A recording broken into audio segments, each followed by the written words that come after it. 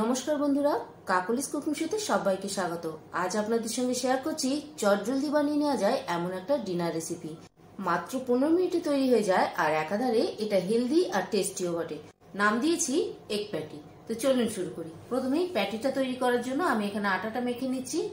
তো 1 কাপ আটার মধ্যে অল্প একটু নুন দিয়ে আটাটাকে ভালো করে মিশিয়ে নিয়ে এবার ধীরে ধীরে জল দিয়ে আটাটাকে মেখে নিচ্ছি। খুব বেশি নরম হবে না, আবার খুব বেশি শক্তও হবে না। সাধারণত যেমন রুটির আটা মাখা হয় সেই রকমই একটা ডো তৈরি করে নিচ্ছি এখানে। তো ডোটা রেডি হয়ে গেছে। এখন আমি এর উপরে সামান্য একটু সাদা তেল মাখিয়ে চাপা দিয়ে রেস্টে রেখে দেবো 10 মিনিট। এতে আটাটা একদম মোলায়েম হয়ে যাবে। আমি এখানে প্যাটিটা তৈরি করার জন্য আটার ডো তৈরি করে নিয়েছি। আপনারা এখানে ময়দাও নিতে পারেন, তবে যদি ময়দা দিয়ে করেন তাহলে ময়দাটা মাখার সময় 2 চামচ তেল তার মধ্যে দিয়ে ভালো করে ময়দাটাকে মিশিয়ে নিয়ে তেলের সঙ্গে তবেই আস্তে আস্তে জল দিয়ে মেখে নিতে হবে। তো তেলটা লাগিয়ে নিয়ে চাপা দিয়ে এটাকে এখন আমি 10 মিনিট রেস্টে রেখে দিচ্ছি। ততক্ষণ প্যাটির ভেতরে দেওয়ার জন্য আমি একটা পুর রেডি করে নিচ্ছি। তো এখানে আমি কেটে নিচ্ছি পেঁয়াজ। আমি একটা মিডিয়াম সাইজের পেঁয়াজ নিয়ে তার 3/4 ভাগ অমলেট কাট করে কেটে নিচ্ছি। পেঁয়াজগুলোকে যতটা সম্ভব পাতলা করা যায় ততটাই পাতলা করে কেটে নিতে হবে। নিয়ে নিয়েছি ক্যাপসিকাম, খুব বেশি লাগবে না।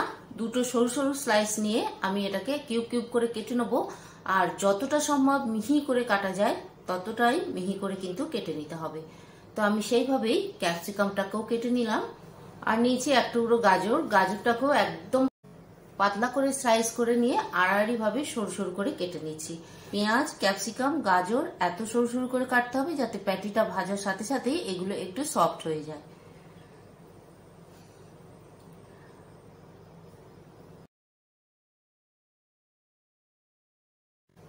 কেটে নেবো আধখানা টমেটো। একটা একদম ছোট্ট সাইজের টমেটোর আধখানা আমি এখানে দিচ্ছি। টমেটোটাকেও একই রকম ভাবে ছোট ছোট কিউব করে কেটে নিচ্ছি। আর কুচিয়ে নিয়েছি একটা কাঁচা লঙ্কা। আমি অল্প ঝাল দিয়ে প্যাটিটা করব, আপনারা বেশি ঝাল খেতে চাইলে বেশি দিতে পারেন। এবার এই কেটে নেওয়া পেঁয়াজ, গাজর, ক্যাপসিকাম, টমেটো সমস্ত কিছু আমি এই বাটিটার মধ্যে নিয়ে নিচ্ছি।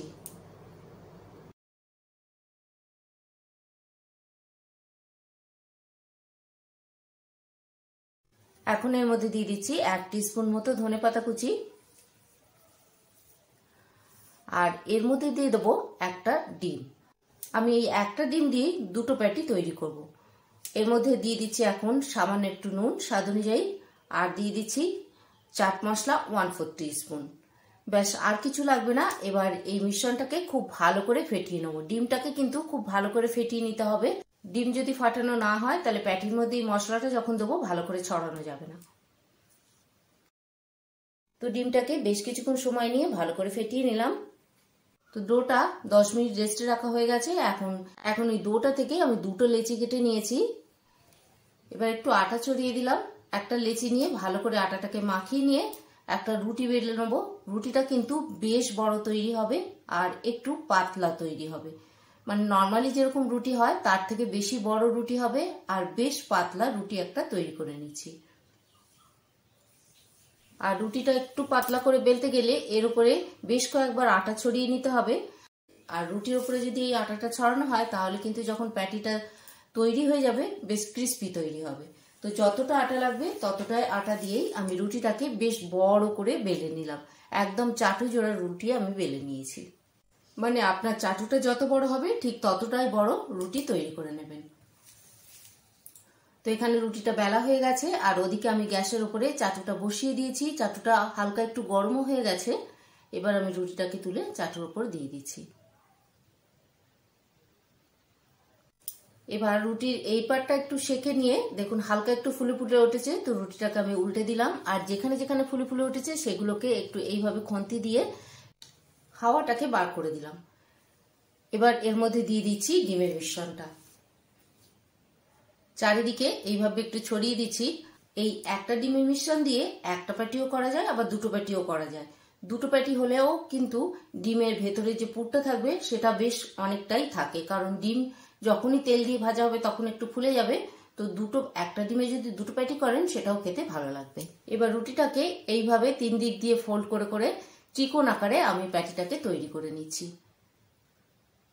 আর এই জন্যই কিন্তু রুটির একটা দিক খুব কম ভাজা হবে। খুব যদি ভাজা বেশি হয়ে যায় তাহলে কিন্তু এইভাবে যে ফোল্ড করা হচ্ছে এই ফোল্ডটা আর হতে চাইবে না।